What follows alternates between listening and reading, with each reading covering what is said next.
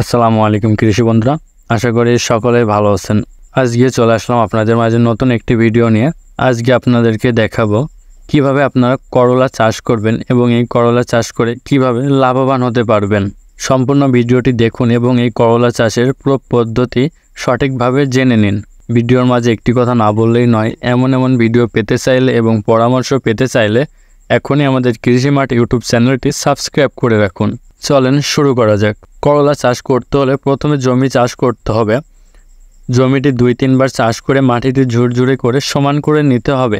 পরবর্তীতে বীজ নির্বাচন করতে হবে। ভালো মানের রোগমুক্ত বীজ নির্বাচন করতে হবে যেন উচ্চ ফলন পাওয়া যায়। বীজ বপন সাধারণত মার্চ থেকে জুলাই মাস পর্যন্ত করলা বপনের উপযুক্ত সময় হয়ে থাকে।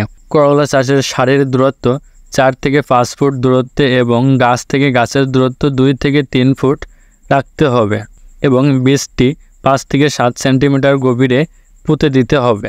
সার প্রয়োগ, জমি তৈরির সময় প্রতি শতকে 10 কেজি গোবর সার ছিটিয়ে দিতে হবে। রাসায়নিক সার, ইউরিয়া প্রতি শতকে 200 গ্রাম, টিএসপি 200 গ্রাম এবং এমওপি 100 গ্রাম দিতে হবে প্রথম পর্যায়ে সার দিয়ে জমিতে ভালোভাবে মিশিয়ে দিতে হবে। গাছে ফুল আসার পর পুনরায় ইউরিয়া ও এমওপি সার উপরে প্রয়োগ করতে হবে।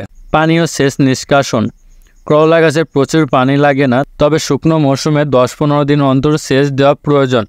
বৃষ্টি হলে অতিরিক্ত পানি জমে থাকলে তা নিষ্কাশন করতে হবে।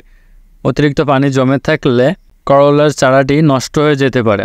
রোগ ও পোকামাকড় দমন, মিলডিউ রোগ, পাতায় সাদা সাদা দাগ দেখা দিলে ছত্রাকনাশক স্প্রে করতে হবে। পোকামাকড়, করলার ফুল ফল খেয়ে ফেলার জন্য মাকড়া, ছাত্রা পোকা ও জাপ পোকা আক্রমণ করতে পারে।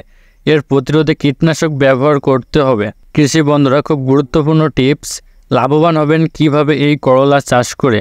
উঁচু এবং পানি নিষ্কাশনের জমি ব্যবহার করলে ফসল নষ্ট হওয়ার ঝুঁকি কম থাকে। এতে করে আপনি প্রচুর পরিমাণে ফলন পেতে পারেন। সঠিক সময়ে সার ও পানি প্রয়োগ করলে পোকামাকড়ের আক্রমণ থেকে রক্ষা করতে পারলে ভালোভাবে লাভবান হওয়া সম্ভব এই করলা চাষ করে। কৃষি বন্ধুরা, আজকের ভিডিওটি ছিল এই পর্যন্ত। আশা করি সকলেই বুঝতে পারছেন এবং এই করলা চাষের পুরো পদ্ধতি ভালোভাবে বুঝে নিছেন।